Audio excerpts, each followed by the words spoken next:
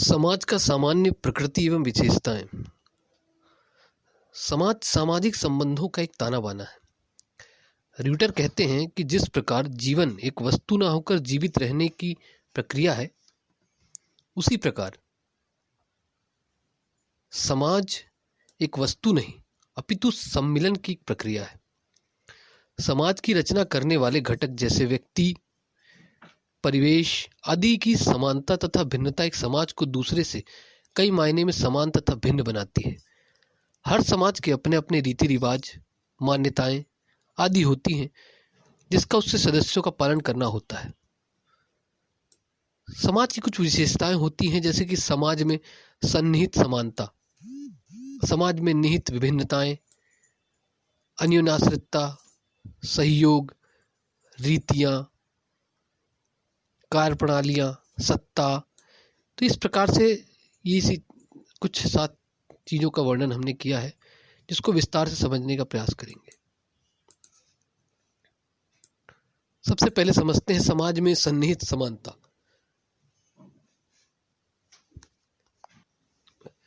MacIver कहते हैं समाज का अर्थ समानता है। समानता समाज की अनिवार्य प्रकृति है। प्रारंभिक काल में समानता की भावना का आधार नातेदारी तथा वास्तविक या काल्पनिक खून के रिश्ते हुआ करते थे, परंतु आज ये आधार व्यापक हो गए हैं, जो राष्ट्रीयता या विश्व के सिद्धांत पर आधारित है। समाज में निहित विभिन्नता। समाज भिन्नता पर भी उतना ही आश्रित है जितना समानता पर। भिन्नता का अभाव व्यक्तियों के संबंधों को अत्यंत सीमित कर पारस्परिक आदान प्रदान को खत्म कर देगा और समाज यंत्रवत हो जाएगा, अर्थात मशीन की तरह हो जाएगा। उदाहरण के तौर पर परिवार लिंगों की जीवन शास्त्रीय भिन्नता पर आधारित है। अगली चर्चा करेंगे अन्योन्याश्रितता पर।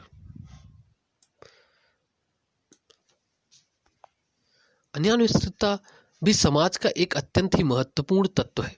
आज के काल में देश ही नहीं अपितु महाद्वीप भी एक दूसरे पर आश्रित है।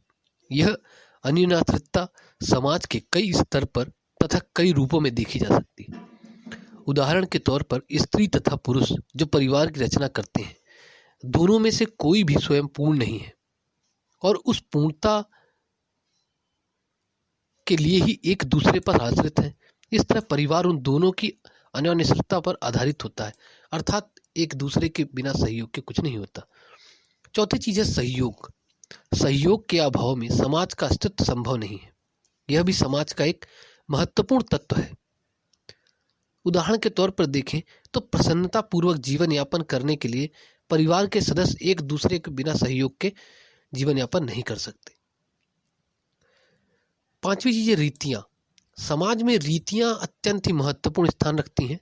प्रत्येक समाज की अपनी अपनी विवाह, शिक्षा, धर्म, बोलचाल तथा भोजन आदि संबंधी परिपाटियां होती हैं, जिसमें संबंधी ज्ञान समाज के सदस्यों को पीढ़ी दर पीढ़ी समाजीकरण की प्रक्रिया द्वारा हस्तांतरित होती रहती है।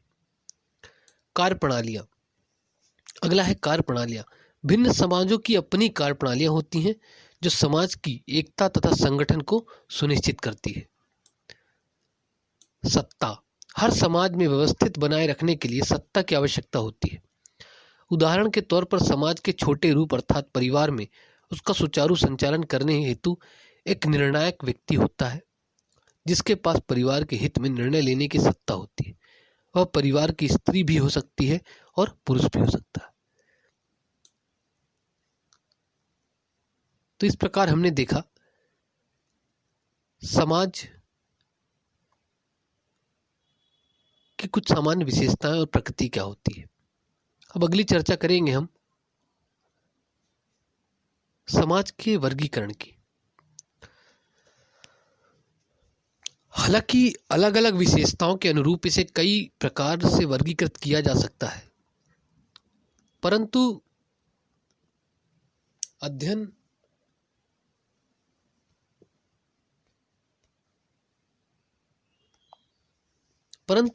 हेतु एक मोटे तौर पर इसका अवलोकन करना उचित होगा। समाज को व्यक्ति के निवास की प्रकृति, विकास के क्रम, तथा वर्ग विभाजन आदि के आधार पर वर्गीकृत किया जा सकता है। निवास स्थान के आधार पर किसी भी व्यक्ति के जीवन पर उसके निवास स्थान की प्रकृति की अमिट छाप रहती है। व्यक्ति जिस परिवेश में रहता है वह वहां की परिस्थितियों, जलवायु तथा जीविकोपार्जन के स्रोतों की उपलब्धता के अनुरूप ही स्वयं को ढाल लेता है तथा उसी के अनुरूप व्यवहार भी करता है। उदाहरणार्थ हम देखें कि ग्रामीण परिवेश की भौगोलिक भिन्नता जहां कृषि के व्यवसाय को प्रधानता दिलाती है, वहीं शहरी परिवेश में साधनों का बाहुल्य औद्योगिकीकरण तथा व्यवसायीकरण को अत्यधिक गतिशीलता प्रदान करता है। निवास स्थान की यह भिन्नता समाज को निम्न वर्गों में विभाजित कर देती है, जैसे ग्रामीण समाज और शहरी समाज। गांव किसी भी, जैसे ग्रामीण समाज के बारे में अगर हम जानें कि गांव किसी भी राष्ट्र का अत्यंत ही महत्वपूर्ण अंग होता है, बल्कि भारत के संदर्भ में तो कहा जाता है कि सही मायने में भारत गांव में ही बसता है। सिर्फ भौगोलिक दृष्टि से ही नहीं, वरन सांस्कृतिक, सभ्यता, रहन सहन के तौर तरीके तथा बेहद पारंपरिक तरीकों से भी किए जाने वाले कार्य आदि बिंदु गांव को मात्र भिन्न ही नहीं अपितु आकर्षण का केंद्र बनाते हैं। ग्रामीण समाज में परंपराओं का अत्यंत ही महत्वपूर्ण स्थान होता है। यहाँ रहने वाले अधिकांश व्यक्ति सामान्यतः अपनी मान्यताओं आदि के प्रति काफी रूढ़ होते हैं। व्यावसायिक दृष्टि से इस समाज में कृषि तथा पशुपालन के अतिरिक्त कुटीर उद्योग का भी महत्व होता है। यहाँ रहने वाले व्यक्तियों में परंपरागत पारस्परिक संबंध के अतिरिक्त सामूहिक एकता विद्यमान रहती है, अतः यहाँ अधिकांशतः संयुक्त परिवार का स्वरूप देखने को मिलता है। आज के समय में गांव भी बदलाव के कगार पर है। आधुनिकीकरण की पैठ काफी हद तक वहां भी पहुंच रही है। आधुनिक पद्धति से कृषि कार्यों को किया जा रहा है। शहरों में व्यवसाय की आसान उपलब्धता लोगों को पलायन के लिए विवश कर रही है। परिणामतः संयुक्त परिवार टूट रहे हैं। इन परिवर्तनों के बावजूद ग्रामीण समाज की अपनी विशिष्टता भली भांति कायम है।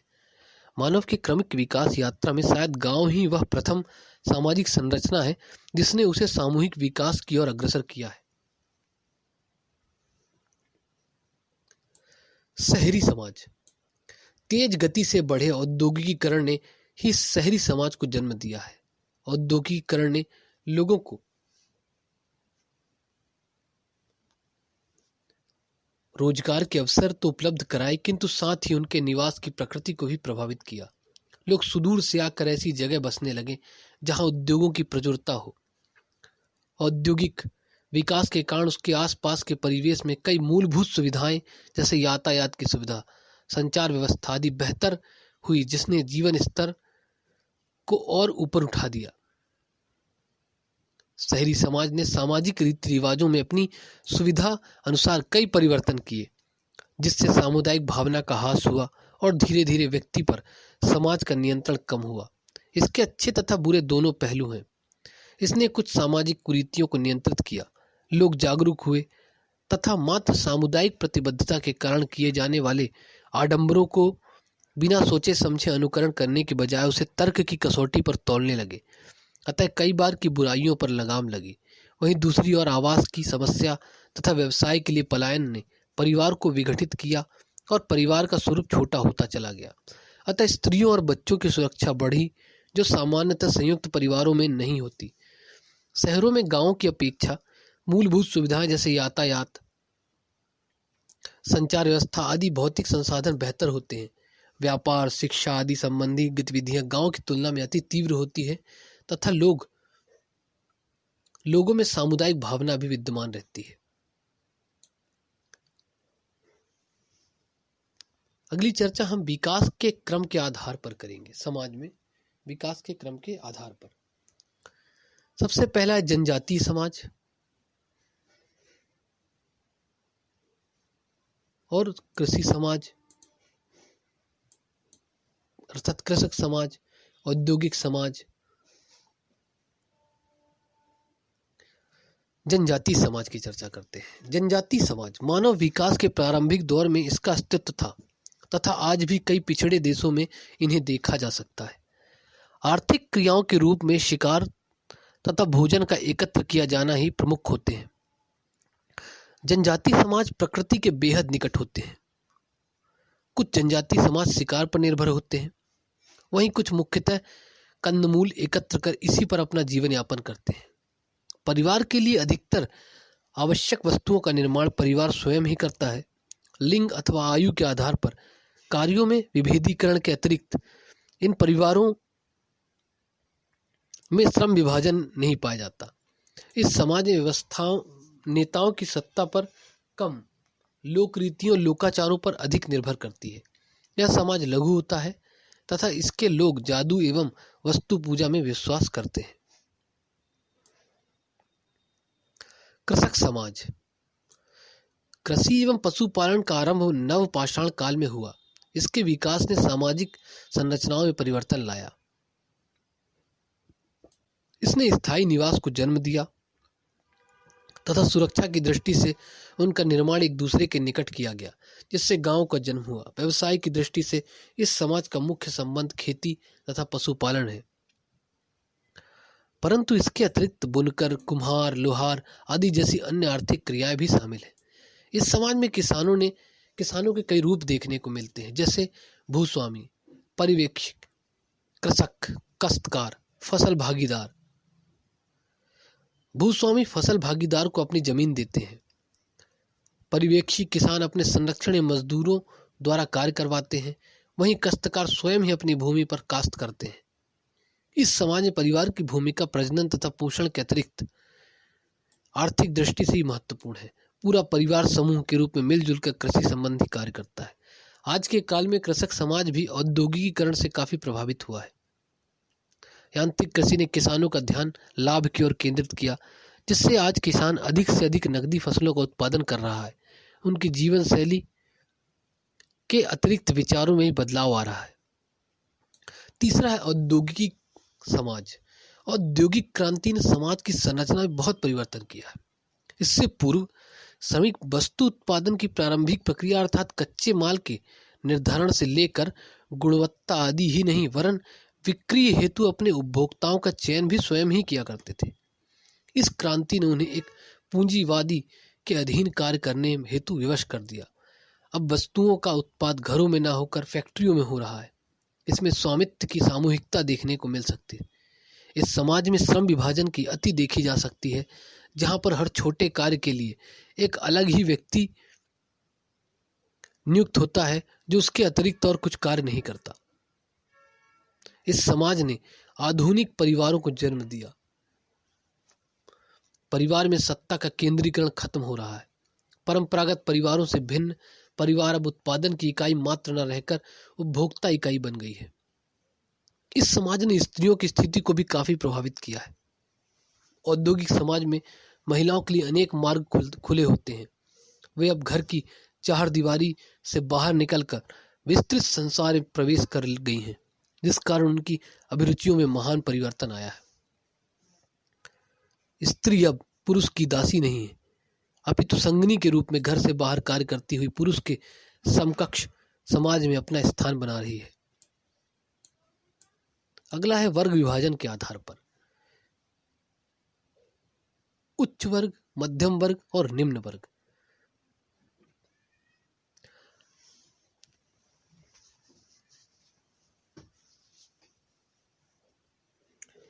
आर्थिक उन्नति की ललक ने मनुष्य में प्रतिस्पर्धा का भाव उत्पन्न किया, जिसने पूंजीवाद को जन्म दिया।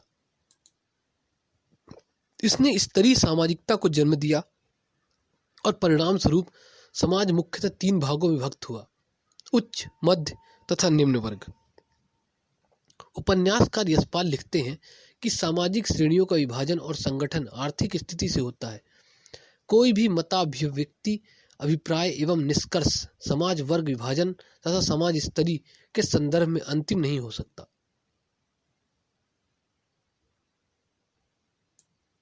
अतः समाज के विभाजन के इस स्वरूप के मूल में व्यक्ति की आर्थिक संपन्नता अथवा विपन्नता होती है, जिसमें सबसे पहले बात करते हैं उच्च वर्ग की।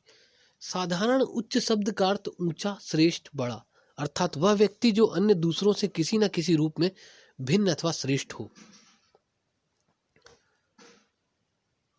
समाज के संदर्भ में उच्च वर्ग का प्रयोग उन व्यक्तियों के लिए किया जाता है जो या तो आर्थिक दृष्टि से औरों से सुदृढ़ हों अथवा रहन सहन, मूल्य, आदर्श आदि तत्वों की दृष्टि से तुलनात्मक रूप से औरों से श्रेष्ठ हों।